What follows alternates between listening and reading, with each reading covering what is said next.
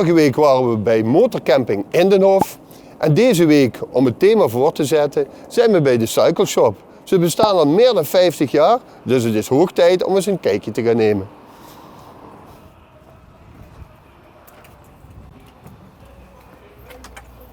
Jo, dankjewel. Hey Maurice, hoi. Een kleine stunt gemaakt. De achter, wat is het, de reflector er vanaf. Die hebben we gewoon gesloopt. Ja, het fietsseizoen gaat ook weer beginnen en ik weet, mijn fiets is bij jou in goede handen. Althans, tot nu toe was dat altijd zo. En dan, dat gaat dadelijk blijken. Hè? Ja, dat gaat wel blijken. Dus kun je even naar kijken. En sowieso ben ik benieuwd wat je voor het nieuwe fietsseizoen, of er nog iets is met andere fietsen of... Want deze is inmiddels ook al 15 jaar oud, dus ik moet wel mee. Je loopt inderdaad een beetje achter de feiten aan. Het is tegenwoordig alles elektrisch. Hè? Dus, worden er überhaupt nog gewone fietsen verkocht? Een beetje. Een heel klein beetje. Nou, dan gaan we eens zoveel en de rest is elektrisch. Oké, dus ik ben zwaar in de minderheid. Ja, je bent wel weer uniek. Hè? Oh ja, dat sowieso.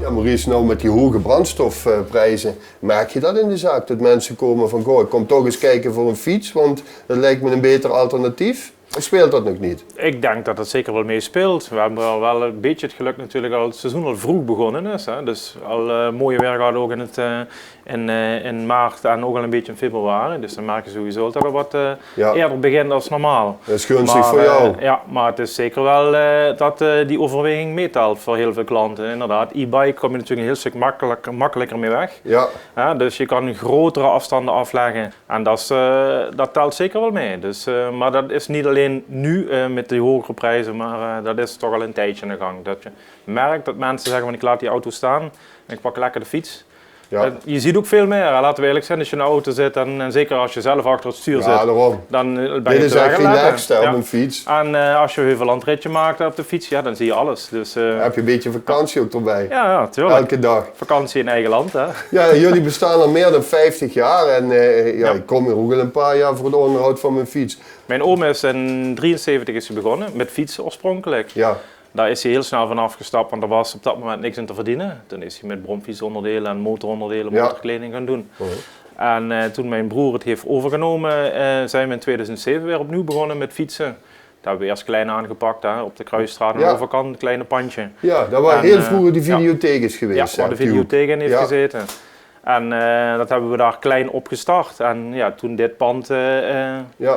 toen hebben we het natuurlijk wat groter aangepakt en het groeit ieder jaar door en door en door. Dus, dat is echt wel mooi. Zeg, hoeveel jaar zit je al in de fietsenbranche zelf? Ik doe dit zelf, ik werk zeg maar voor Cycle Shop al sinds 90, dus dat zijn 36 jaar.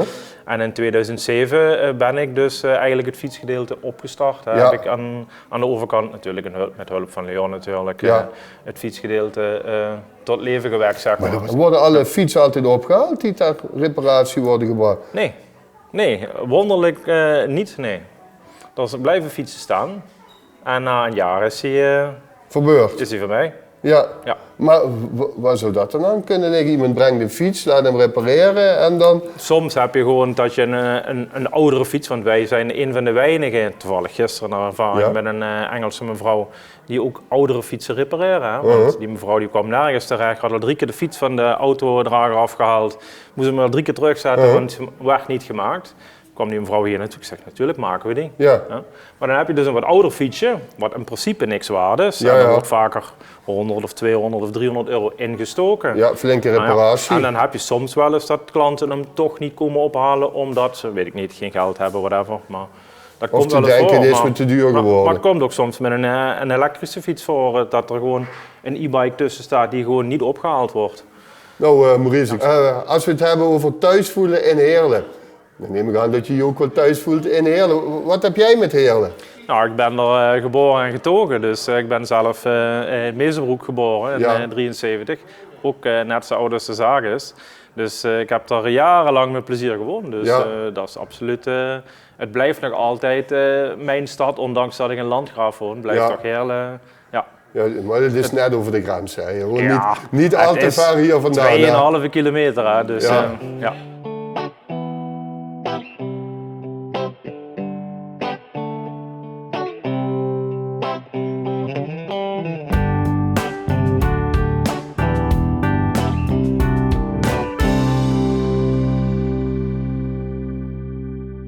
Elio, hoi. Goedemorgen. Jij bent hier de grote baas, heb ik net... Ja, maar ik ben maar klein. Nee, daarom. Maar toch heb je het hier voor het zeggen. En wat dat betreft is het toch wel een uitdaging. Want ik ken jullie nog van op de Hoek en de Kruisstraat. Dat was een fractie van hier. Dus er is nogal wat gebeurd de afgelopen jaren. Praat me eens even bij. Beetje gegroeid, hè? Ja, Ja, die oude winkel die was zo. Vandaag tot daar. ja. Ja? Die balie is van de oude winkel. Oké. Dat was de hele breedte van de winkel. Nee, serieus? Ja, breder was het ding niet. Nee. Je kon daar langs lopen en dan kon je erachter. Maar wij hadden aan de achterkant zo'n stukje plaats. En Ja. dan stonden jullie met ik weet niet hoeveel mensen Met achter. 8 mensen. Ja, Waar komt dat vandaan? Mijn oom, die meneer daarachter aan de Oh muur. ja. Die is in 1973 met het bedrijf begonnen. Eerst als fietsenwinkel, Ja? maar dat functioneerde niet. Nee? En toen kreeg hij op een gegeven moment door, ik kan beter naar brommers gaan. Want scooters bestonden nog niet. Ja? Ja, dat waren alleen Poegjes brommers. en zo. En, Ja, Poeg Maxi en Zunda met Kreidler en Yamaha, weet je zo. ja, allemaal die brommertjes van Allemaal die vroeger. brommertjes, ja. En toen is hij op een gegeven moment ging dat lopen. Toen ging hij motorspullen erbij verkopen. Oké. Oh ja, want jullie hebben ook nog vroeger races en zoiets allemaal. Ja, hij had het grootste racingteam van Europa op 50cc gebied. Vanuit Heerlen werd dat even gedaan. Ja, hij had, ik geloof, 18 coureurs in dienst die voor hem reden. Allemaal met die blauwe cycle shop wegrissertjes. Maar dat doe je ook niet van vandaag op morgen, dus dat is ook... Nee, dat vond hij leuk, hè. En Ja. daar heeft hij ook zijn hele passie en zijn geld in geduwd, zeg Ja. maar. Ja, want hij had gewoon, dan had je dan een 50cc krijtlertje. En dat ding dat liep gewoon 200. En die dingen liepen elke week kapot.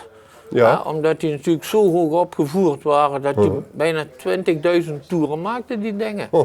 Ja, en die klapten gewoon uit elkaar. Ja. Ja, en dan En was, weer een volgende erin. en dan was weer alles nieuw. En de volgende week, volgend weekend was weer een wedstrijd. En dan Weer ging het weer. hetzelfde. Ja. En dan kwam heel Heerlen met de brommertjes kwam naar de winkel om spullen te halen. Maar ja, alleen van Heerlen kan die zaak niet bestaan. Nee. Waar kwamen die mensen allemaal vandaan? Van eigenlijk toentertijd heel Limburg, half Duitsland, België, alles om ons heen. Want we hadden toentertijd in de kassas we 3 soorten geld. We hadden Nederlands Oh ja, geld, toen we was hadden nog geen Duits euro, geld hè? en we hadden Belgische frank.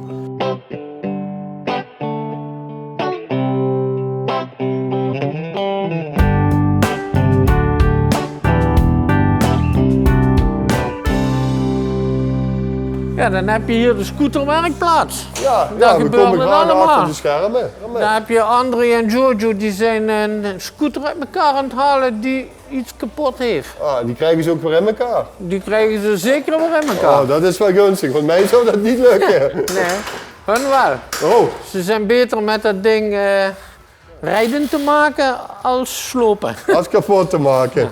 Maar dat ligt dus ook jouw hart, gewoon in het onderhoud en het maken van die Ja, zeg scooters. maar, als het hier echt beren druk is en ik heb tijd, weet je wel, dan kom ik ze Dan halen. spring je even bij. Ja. Wanneer is het hier het drukst?